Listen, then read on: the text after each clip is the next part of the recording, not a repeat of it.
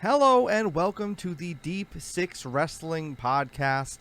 It's Friday, and it's your boy, Rob, the glorious Robbie Rotten. And you know what that means. It's time for the Friday Night Smackdown podcast. So I ask once again, are you ready for a good time? But before we jump into that, we have some shocking, groundbreaking, unprecedented news. And that news is that Vince McMahon, the creator and founder of the WWE, has announced he is officially retiring from WWE, both as the CEO and as the head of creative in all areas. Many people will say that they never, ever saw this day coming while Vince was alive. And honestly, I can kind of chalk myself up as one of those people. The first thing I said upon seeing this news was, I'll believe it when I see it.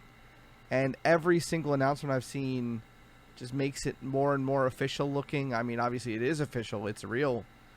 It came in the form of Vince tweeting, which is a weird way.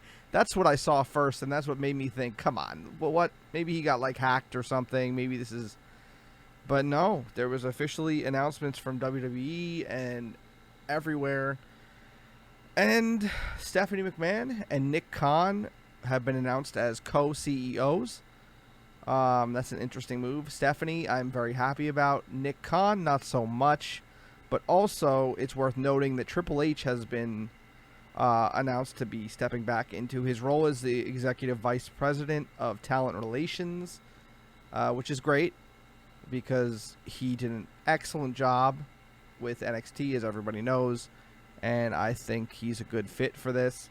I think he and Stephanie will be great with running the company. Nick Khan, not so much, but we'll see. This is bittersweet. You know, he's allegedly done a lot of, Vince, not Triple H. Vince has allegedly done a lot of terrible things in the past. There's some really big allegations out there about him paying money to some hush money to women. I'm really hoping it comes out that this is not true, but the way that this is going down, to me, and Pat is the one that pointed this out in our group chat, that it looks like they probably found something pretty damning, honestly, and I wouldn't be surprised if that's the case. Again, speculation. I'm not gonna say that for sure until it comes out. But I don't know. That's seems to be the way it's going. He wants to kind of distance himself from the company. That's the way I perceive it, and that's unfortunate because he has been responsible for helping create so much joy for so many people and bringing us so many great moments and so many great memories. So really, it's a bittersweet thing. I do think, as great as he has been, it probably was time for him to step down now anyway and kind of let Stephanie and Triple H and maybe even Shane take more of a role in the future. So I guess we will see. It's going to be incredibly interesting to see what happens and what kind of things change in the coming weeks and months. And it's definitely a weird thing. We're going to have to see how that shakes out, and if his people stay with the company, if Bruce Pritchard and if Kevin Dunn and if any more of Vince's people stay, or if they end up being phased out as well. I don't know. Nobody knows. The company's going to be in a flux for a bit. Yeah. Definitely something strange and crazy news. It's a segue into SmackDown itself. Stephanie McMahon kicked off the show. Basically to, relay the news, which pretty much everyone had already heard at this point. It broke everywhere online. Unless you're living under a rock as a wrestling fan, you cannot miss this news pretty much. And she thanked the fans for all the support and for, always being there, just being fans. And then she talked a little bit about how much Vince has done for the business. And then she led the crowd in thank you Vince chants, which, I mean, if it does come out that Vince is guilty of these allegations, it's kind of going to look bad in hindsight. But at the same time, Vince is her father, and he has, regardless of what he did, not justifying anything he may or may not have done, but he has done a lot for the wrestling business, more than probably anyone else in the history of wrestling. So I guess you got to give him that, It was short, sweet, and harmless, I guess. So yeah, that was the beginning of the show. And after that, we had the Street Profits coming out and cutting a promo about how they are going to win the tag titles at SummerSlam. Theory interrupts and says that no one cares about what the Profits are going to do at SummerSlam, because they're all going to be talking about him after he wins the United States title from Bobby Lashley and cashes in his Money in the Bank briefcase on whoever is left standing, whether it be Roman Reigns or Brock Lesnar. And then the Usos music hits, and they say that Theory is not going to make it to SummerSlam if he keeps talking about Roman that way. And Theory and the Usos, for some reason, attack the Profits together, which is weird because they were just kind of, not getting along. And then all of a sudden, they attack the Profits together. That was a little weird, but sure. They're heels, so I guess that makes sense. Madcap Moss comes out and makes the save. They start a huge brawl with all three of them, ending with the baby faces standing tall. Dawkins hits a nice dive over the top rope to wipe out the heels. And obviously, in typical WWE fashion, this is going to set up what looks to be a tag team main event for later on tonight.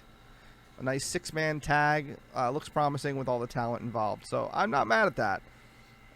Yeah, should be good. Next up, we have Shinsuke Nakamura making his way to the ring to a big ovation from both the crowd and from his biggest fan, Pat McAfee, for his match that was announced last week with Ludwig Kaiser.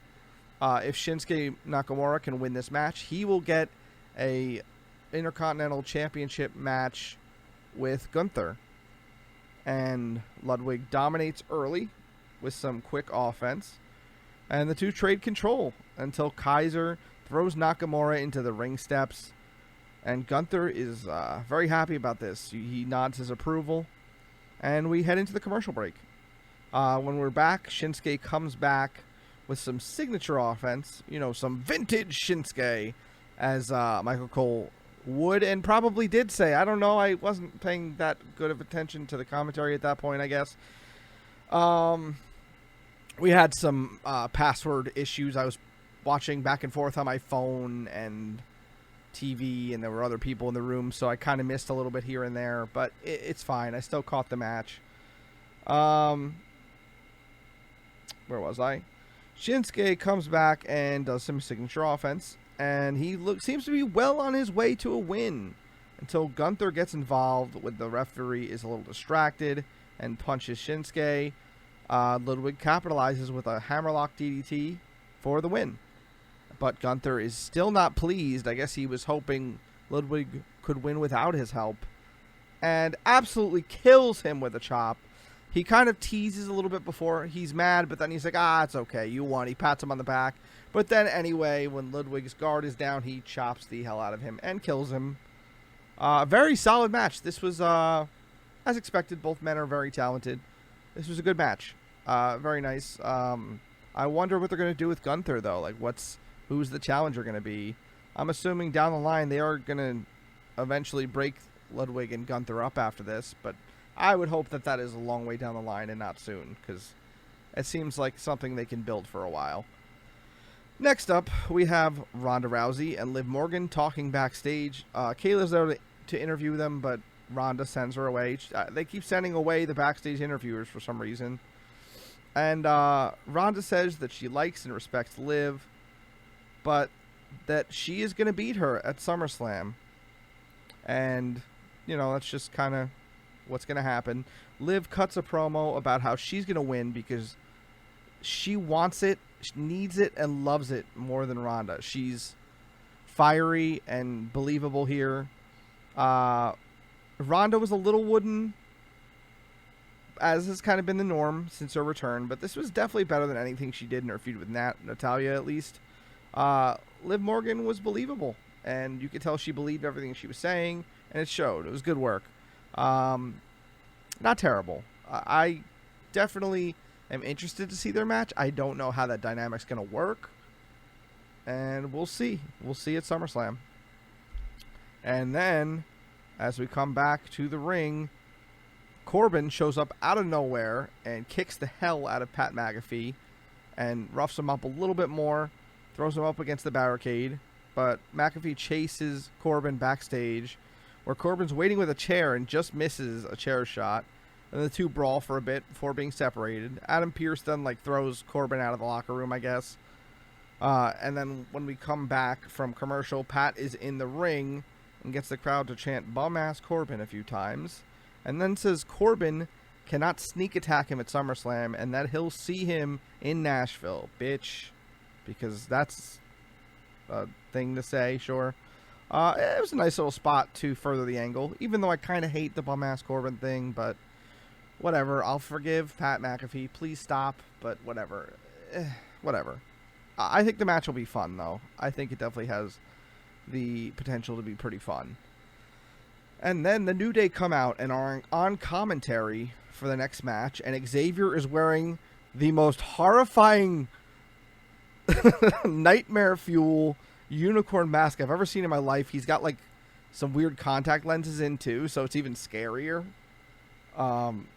Please find pictures of this. It's absolutely horrifying. The match is Jinder Mahal and Shanky versus the Viking Raiders. Shanky tries to dance and Jinder still does not allow it. He hates the dancing. I don't know what his issue is with dancing, but he really hates it. Oh man. Obviously the Viking Raiders dominate the match. They dominate Jinder for pretty much the whole time. They keep interacting with the New Day, and it distracts them a little bit here and there, but not too much. And then finally, after I don't know, a minute and a half, 2 minutes, they throw Jinder into Kofi and Woods, and it causes a count-out win for the Viking Raiders. Nothing says dominance like a count-out, right? Come on, guys. What are we doing? They're trying to build up the Viking Raiders as this dominant team, and I mean, they're succeeding. They look dominant until they do stuff like this. Why? I don't know. Such a waste of the New Day here. I mean, I don't know. But honestly, the Viking Raiders too. They're very talented. They're a good team. At least they're doing something. They'll probably have a good match when they finally have a real match. But I don't know. They did announce a match between them for SmackDown next week, so hopefully they have a real competitive match. Alright, and then we have Sonya Deville confronting Adam Pearce and criticizing his management, saying something always goes wrong every week. I think they're talking about the Corbin and McAfee thing here. They didn't really say specifically, unless they did and I missed it. I don't know. But yeah, she confronts him, and she suggests that he hire her back to help keep things smooth. But instead, he books her in a match with Raquel Rodriguez. So we're going to get that match a little later. And out come the Brawling Brutes, which is Sheamus, Ridge Holland, and Butch. They make their way to the ring for something called Shillelaghs and Shenanigans. I don't know what that's supposed to mean. Sheamus insults the crowd like a good heel does for some cheap heat. He complains about McIntyre's sword and says he won't wrestle Drew until the sword is banned from ringside. Drew comes out with the sword, of course, and the Brutes look scared, except for Butch, of course, who needs to be restrained by Ridge Holland. And Drew asks what happened to the Sheamus that he knew and worked with for 20 years, and criticizes Sheamus for ducking him when they have a huge opportunity to main event at Clash at the Castle in Cardiff against the world champion, whoever that may be. And he tries to... Drew tries to goad Sheamus into the match tonight. And Sheamus teases that he's going to accept. He's basically like, you want it here? You want it right now? Well, you've got it. And then he says, oh, not tonight, though. And then he announces that the match will take place next week on SmackDown as a good old-fashioned Donnybrook. Those are the exact words. I don't know what that means. I guess it's like an Irish thing for a fight. I don't know. Sure. He also announces that the sword will be banned, but shillelaghs are allowed for some reason. I guess because he's Irish, whatever. Then McIntyre chops a shillelagh in half with his sword, and Sheamus is shocked for some reason because, you know, this hasn't been McIntyre's thing for the last year. But sure, honestly, it should be fun. It's a weird concept, but a match between these two is very welcome, and I think it'll be fun. I'm looking forward to it. And whoever the winner is should have a great match with whoever the winner of the title match is. So, great. Cool. The Usos and Paul Heyman are backstage, and the Usos are kind of talking about how they're going to win the match and even take out Theory if he keeps talking about Roman, like they said earlier. But Heyman kind of calms them down and is like, hey, you guys should use Theory until the match is over and then take him out after the match and leave him laying. Some nice mastermindery from Paul Heyman. Makes sense. You know, that's short and sweet. Makes sense to me. Raquel Rodriguez comes to the ring for her match with Sonya and does that thing where she shows everyone her back. I know pretty much everyone has like their own pose or gesture or whatever they do like before they get in the ring, like when they come out on the ramp or whatever, but I don't get it. Like, I don't know what she's trying to show here. I don't know what the purpose is. I don't know. It's not like it hurts anybody or anything. I just don't. I don't know. It's weird. I think it's weird. Whatever. Go ahead. You do you, Raquel. That's fine. You're not hurting anybody.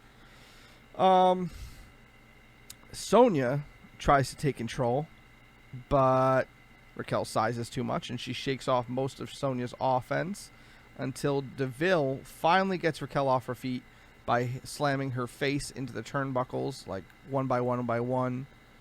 Kind of like how Matt Hardy used to do it, but not quite as silly looking. And then she hits... Sonya hits a running knee on Raquel for a pretty good 2 count. Raquel gets control back and hits some power moves and a really impressive looking like corkscrew elbow drop from the corner, which looked really, really good. I've never seen Raquel do something like that. It looked great. Sonya looked kind of like she might have injured her arm. I don't know if she was just selling or if she's actually hurt. I kind of hope she's just selling. Not kind of hope. I do hope she's just selling because she's underrated, I think. But, yeah, then Raquel finished Sonya with her finisher, which has been renamed a couple times, so I don't know what it's called. I didn't really catch what they called it. I didn't really understand what Michael Cole was saying, so I didn't want to just, like, randomly say something and butcher it. So, yeah. That was fine for what it was. I don't like that Sonya's kind of like a glorified jobber right now. But, I mean, it was fine. Like, it was a fine match. It wasn't bad by any stretch of the imagination. Sonya got in more offense than I expected, actually, so yeah, I was fine with it. And then we have Aaliyah hitting the ring to somehow, like, a big reaction. I have to assume. I have to. I can't believe that those are real cheers. I just assume that the cheers are piped in here. Because last week, Aaliyah came out to nothing. And now this week, it's not like it was her hometown or anything. She gets, like, this huge ovation. Nah. I don't believe it for a second. Then they play back Lacey's promo from last week. And Lacey comes out. Aaliyah has to be held back by the ref. She's she's all of a sudden really offended by Lacey, which I guess is fine. Like, it just seems... Yeah, I guess she's been disrespected, I guess, as a storyline, so sure, that's fine. Lacey cuts a promo about how Boston was founded by hardworking, good people like her. She takes a couple cheap shots about Tom Brady leaving the Patriots a few years ago for Tampa. And she said she's better than everyone in the town, and she knows it. Aaliyah tried to shut her up, but Lacey hits her with the woman's right out of nowhere and leaves again without a match. So that's 2 weeks in a row at least. I don't know. There might have been more before this. So I'm assuming we're going to get this match eventually. I think actually later in the night they announced it for next week. So I guess we're getting it next week. Hopefully it actually happens finally.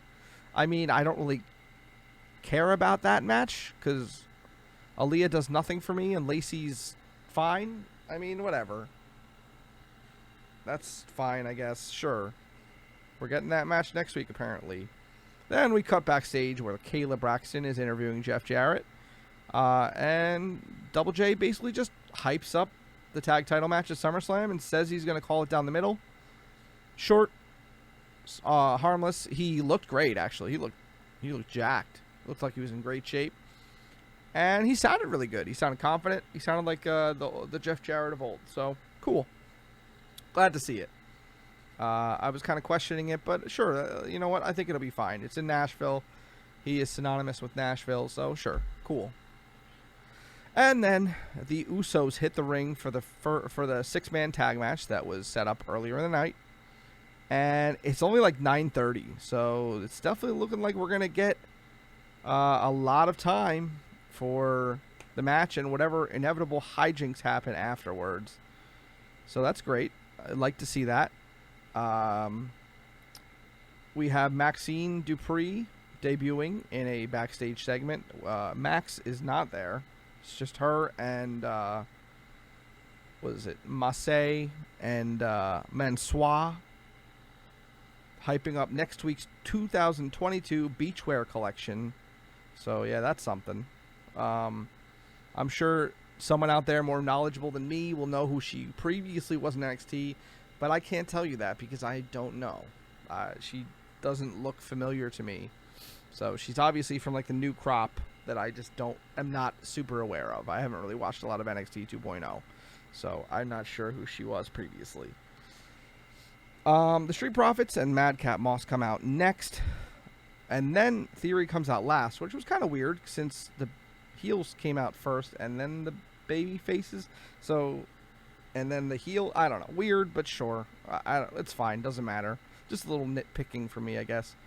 Immediately, Dawkins tries to roll up a distracted Jimmy, but he doesn't get any count here. You know, it's smart, go for it. Jimmy was kind of distracted by Theory, so obviously it's a can they get along dynamic here. So typical stuff there. You could tell that Dawkins is really trying to prove to the fans that have questioned him that he's improved a lot, because he was moving around really well, doing some cool moves and stuff, hitting enziguris and corkscrew forearms and all kinds of good stuff. So he was looking great here.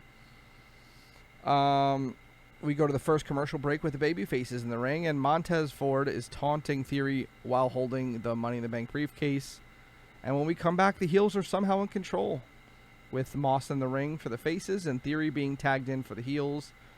Dawkins gets the hot tag from Moss and brings his team back into the match before tagging in Ford, who immediately hits this insane crossbody. He gets so much air. I cannot wait for this man's singles push.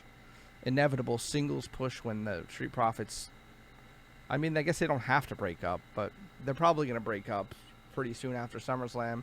That's what it looks like to me. Unless they win, they could win. I mean, it's definitely not out of the realm of possibility for them to win. So, whatever. Either way, I'm looking forward to Montez Ford as a single star. That's going to be awesome. Jay super kicks Montez off the apron into the announce table, and they throw him over the barricade to go into a second commercial break. And coming back from the break, Montez makes the hot tag to Moss, who takes out everyone on the opposing team with some explosive offense. Honestly, this guy could also be a huge single star with the right booking. I've been all right on him the last year or 6 months or whatever. I thought he was fine, but he's been really impressing me the last couple of weeks. So, good for him. I want him to get another name. I definitely want him to get a real first name. I want him to get some better gear because he's just wearing black trunks right now. But eventually, this guy could be a big star. I really think so. He's really explosive. He's got great speed. He's got a good look and a good physique. He's got everything. I think he can talk a little bit too, so sure. Do it. Let's try it out. Jimmy finally stops Madcap or Moss, whatever you want to call him. I'm just going to call him Moss. I hate the Madcap. He stops Moss's momentum with a super kick. Theory jumps off the apron when Jimmy goes for the tag. And he runs straight into Jay, who super kicks him. And then Jimmy super kicked him as well, Theory as well, and they beat him down a little bit. And as they're kind of outside the ring with Theory, Ford, or actually they're going to leave. They're not outside the ring with Theory. Theory's kind of on the side. The Usos are just going to leave, and then Ford takes out the Usos with a beautiful dive over the top rope. Theory and Moss are the last ones in the ring. They're both pretty woozy. Theory hits a weird, like, package neck breaker thing with, like, a really awkward looking setup for a close near fall. It might have been cool if the setup wasn't so awkward, but sure, it was a little too complicated for me. Moss takes control back using his speed once again and looks to have the match won. But for the second straight week, of course, Theory uses his briefcase on Moss to get the DQ win. Well, not the DQ win, because Moss gets the win here, but to take the disqualification so he doesn't eat a pin, I guess. Okay, I mean, I don't like the way the match ended, but it was a good match. He continues to attack Moss until Brock Lesnar's music hits to a thunderous ovation. There was a lot of speculation earlier in the day that right after the Vince McMahon announcement, it was also stated that Brock Lesnar had walked out and he wasn't going to appear on the show. And that was not true. Whether he walked out or not, I don't know, but he obviously appeared. And I think originally he was supposed to have a confrontation with Roman. That didn't happen, but I don't know for sure. I don't really remember. But yeah, this was a fun little way to end the show. Theory tries to hit Brock with the briefcase, but eats an F5 and a beating from his own briefcase, followed by a second F5 onto the briefcase. Definitely a fun way to end the show. I'd say it was a better episode than last week for sure. The matches were better. I think both Shinsuke and Ludwig Kaiser and the main event were really solid matches. Most of the segments were better, I think. I mean, there were a couple here and there that were kind of meh, but for the most part, I would say this is definitely a better episode of SmackDown. Yeah, that's pretty much what I have to say about tonight's episode. I look forward to hearing, you know what, let me know. Let me know what you thought. And I will catch you guys next week for the next episode of SmackDown. And yeah, thanks for listening. Peace.